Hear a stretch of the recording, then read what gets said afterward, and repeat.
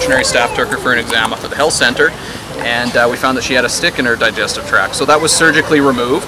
She recovered really well from the surgery and was in holding with another buddy penguin.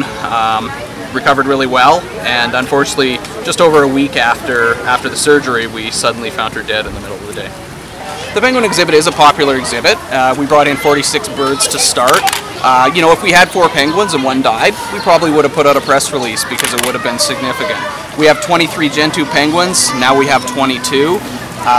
You know, as I mentioned, Gentoo penguins have a lifespan somewhere in the early 20s. With 23 birds, you know, statistically we expect to see on average 1 death a year. So it's not something that we would consider putting out a press release for that reason. This was a bit of a freak accident. It's not abnormal to penguins to have these types of things happen. This will be a regular occurrence when you have an exhibit with about 50 to potentially up to 75 animals through the existence of this exhibit at Calgary Zoo for the next little while. So I would say that we have an acceptable number of deaths based on lifespans of the animals we have, and I would also comment that we have almost every species that we have in our care generally lives a longer lifespan than their wild counterparts would. So we're not sure why this bird decided to take in a stick as large as it was. The stick itself was almost a foot long, and that would be quite abnormal for birds to take this and actually consume it the way this bird did. And you know, for us, this is, you know, it's a tough part of our job, there's no doubt. Our staff get quite attached to our animals,